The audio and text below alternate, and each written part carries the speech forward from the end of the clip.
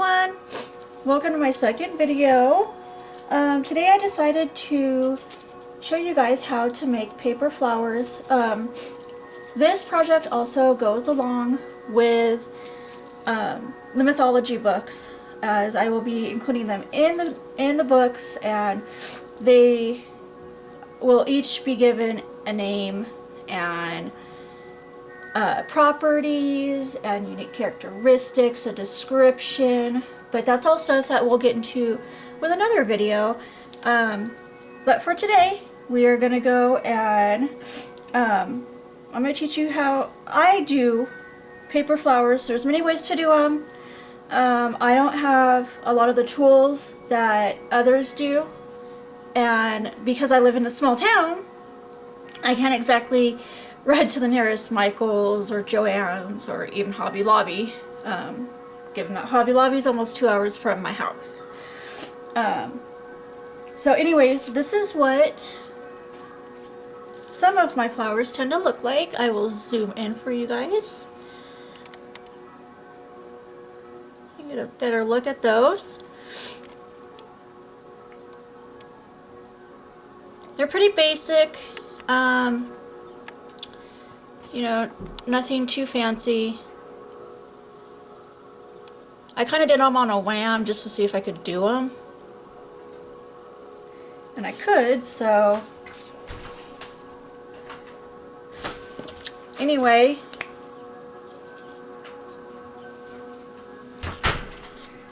What I did, I take apart books quite a bit for various projects. I will just show you.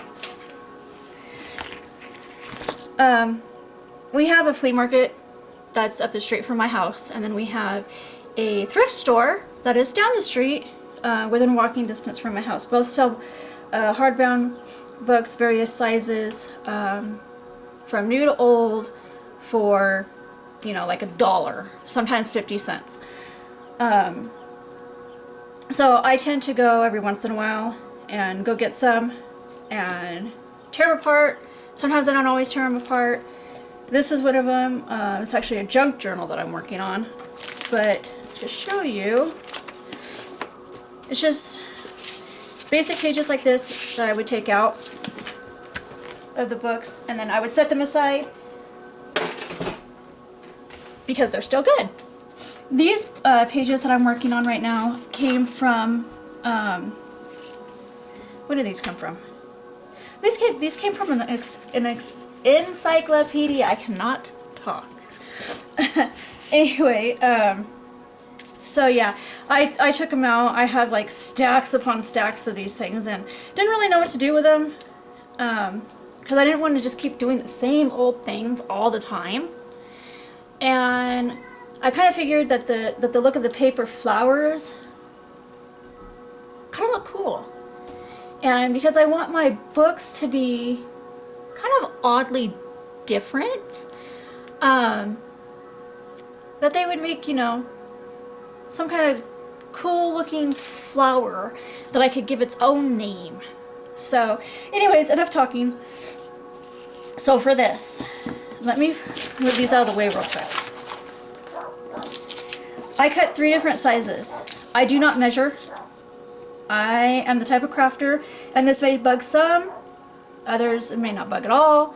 I'm the type of crafter where if I have to measure something, I will. I have the tools for it. I will measure if I absolutely 100% have to. Usually when I put together journals that you will see in upcoming videos, I do measure. Because it's kind of imperative, but I don't always measure. 9 times out of 10, I do not measure at all. For these, I literally freehand them. As you can see, they're all different sizes. Let me zoom in so you guys can get a little bit of a better look at that. See, they're all different sizes. It's nothing fancy. Alright. Okay, so, and then I bought a package of craft scissors before I moved back to my hometown. These are the type of scissors. This is what this looks like. I got this at Hobby Lobby. There's 12 shapes in here. They all have different designs. Let me see if you can... You really cannot see that, can you? There we go. Here, I'll zoom in. There you go. So, as you can see, they all have like different scalloped edges and a variety of different things. I got the basic pack. I would like to actually purchase more eventually, but these work for now. Anyways, I picked out what design I wanted, and then I took basic old paper from one of the books that, oops, I'm sorry about that. One of the papers, or one of the books that I tore apart, papers I kept, nothing fancy. And then what I do is I take these and I kind of just eyeball it. So however big they turn out, great. If they turn out not that great and they don't work together, that's okay too. I'll use them something else. I don't like wasting. It's like a big thing of mine. I really do not enjoy wasting anything. Kind of been a habit since I was a kid. So as you can see, I mean, I literally just cut and cut and cut. So that's what you do. You cut them different sizes. We'll work with these ones. Another thing that you can use is glitter. I love glitter. However, with my 5 children, it is sometimes very difficult to own glitter. For the most part, they know how to, they know that if they get into mommy's desk, that's not such a good idea. But anyways, you can put the glitter on there. I've experimented with one of them, but it doesn't really have that much glitter, so we may try this. So let's start with inking them. I use Distress ink. I am a Tim Holtz fanatic. Everything that's Tim Holtz, I love. I love to be a part of. I just love his stuff. So for this one, we're gonna hopefully these two go together. We're gonna use Mermaid Lagoon, and I prefer the mini inks because I like the storage. See, this is what I store mine in. I prefer the storage for them. I don't really, I mean, my house is pretty good size, but I don't really have a big craft space. So for me, that works best. However, when I get the Distress Oxide inks, they don't make them in minis. So there's that. So anyways, we're going to start with Mermaid Lagoon. Oops, that fell out. Okay. And then what we're going to do is we're going to start by kind of just going around the edges.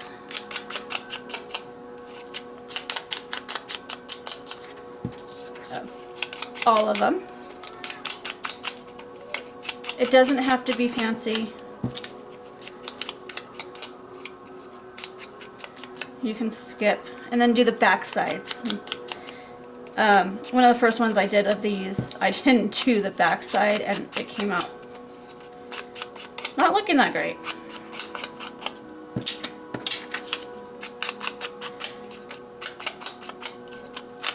Okay.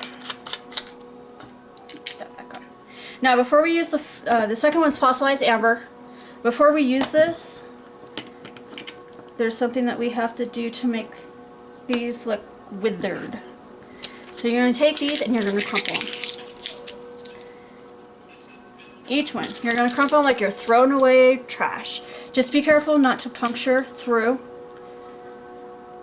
Because if you puncture through, I mean, it's still good. It's just that much withered, I guess.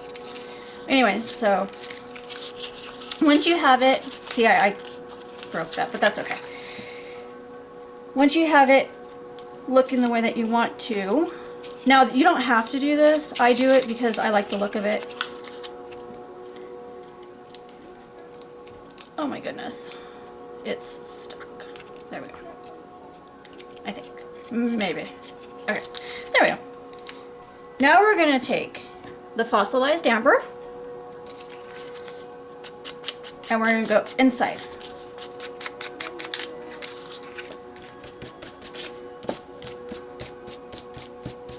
And we're going to do the back side.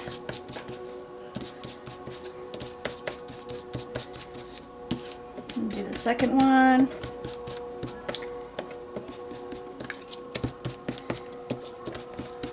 And, oh, yeah, okay. I'll do the baby.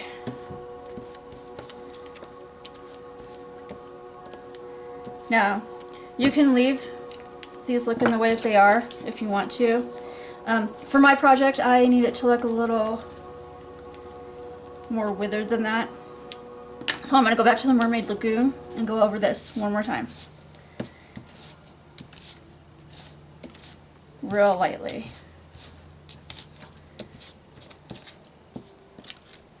Oops. Ah, these keep wanting to fall out.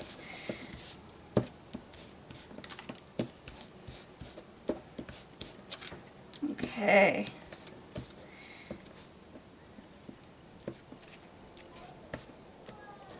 Okay. And we'll put that back on now. Okay, so now you don't have to use ink. I kind of use ink for everything. You can use paint, you can let your imagination run wild. Okay? I mean, it's really up to you. I feel like my light is like blinding you guys. Okay. I'm sorry, I'm still trying to work out the kinks of my desk here. So we'll get that worked out by this weekend though. Now, if you want to use glitter, I will go ahead and use glitter on this one. I got this glitter at Walmart. Like I said, I'm far away from everything, and like the nearest places for me I tend to be like Walmart and stuff, so that's not like that for everybody, so just it depends. Okay, so I like to save whatever glitter spills out and I don't use. Like I said, it's a habit. So what we're gonna do is we're gonna start with this one and then kind of figure out what side you're gonna use for what. So like, I like this side the best. Now you can use Mod Podge, you can use regular Elmer's glue, you can use glue sticks. I like glue sticks, I like Mod Podge. Kind of depends on the project. And you're just going to take it and go over.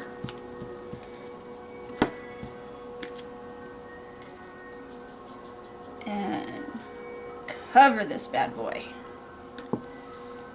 And then lift it up, shake it.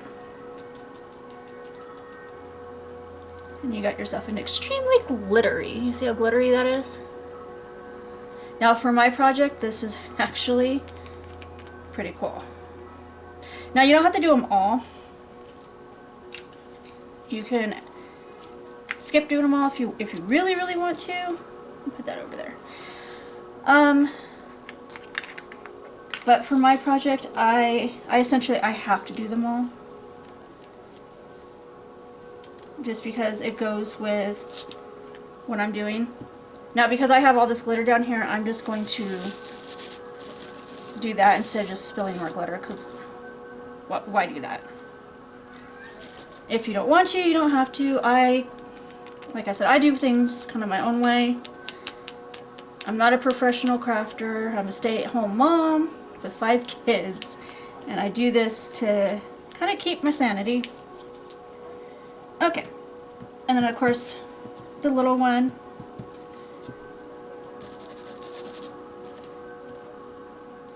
Get all that in there the best you can. Okay, now with this, I'm going to spill this back in here.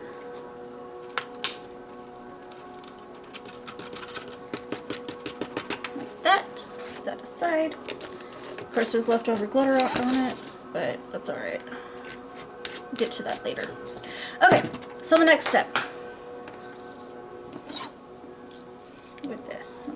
Put that back in there. Again, you can use Mod Podge or you can use regular glue. I'm going to use Mod Podge just because I need these to be really hardy. And I need everything to like stay put in my books.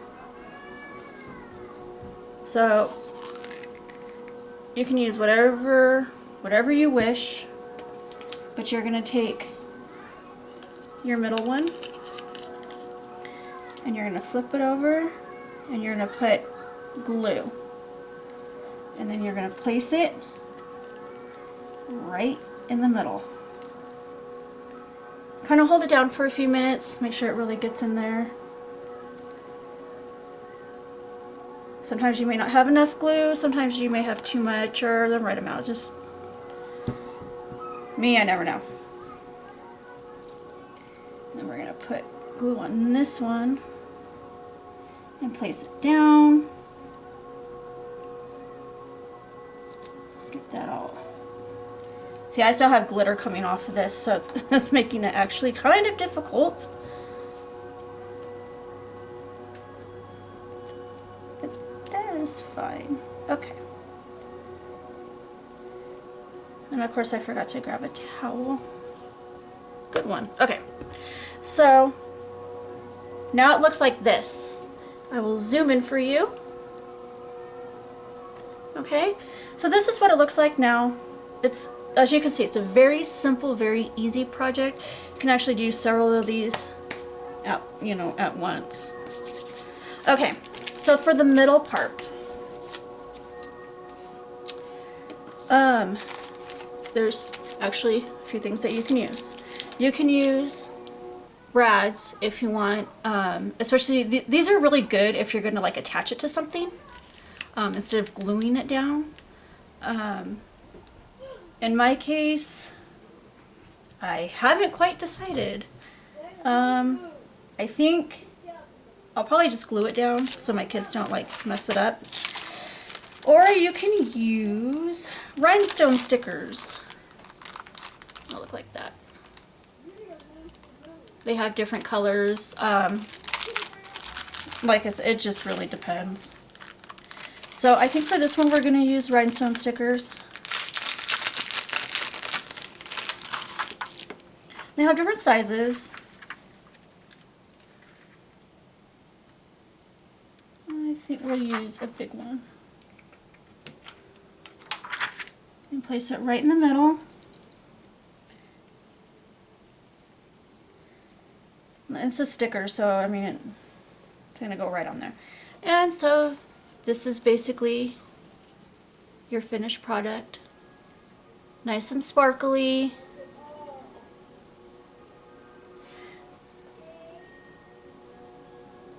Get it in the camera there. And then, like I said, if you don't want to do the sparkly ones, you can, you can actually, just have plain ones. Or like this small one that I did that I never really did anything with. It doesn't even have a middle part. So that's how you go about doing these. They are, like I said, pretty easy. They're fun to do. You can actually do them with your children. My girls, they enjoy doing them. I've done them with my kids several times. My eldest daughter and I, we did a page in my Wreck This journal last year that had flowers like this. She started creating them, and I showed her how to do it, and we didn't know what to do with them, so we decided to, just do a page in my Wreck This journal. Anyways, thank you for watching, and I will have a video up tomorrow that will go over more of the process of coffee and tea staining paper. As I said in my first video, there are several ways to do it. I won't be showing the whole process for those because, like I said, I don't use my oven. But I will elaborate on, what other ways that you can do it, what other products you can use, because you don't just have to use tea or coffee. So anyways, I hope you enjoyed my video. Please like and subscribe, and I will see you in the next video. Bye!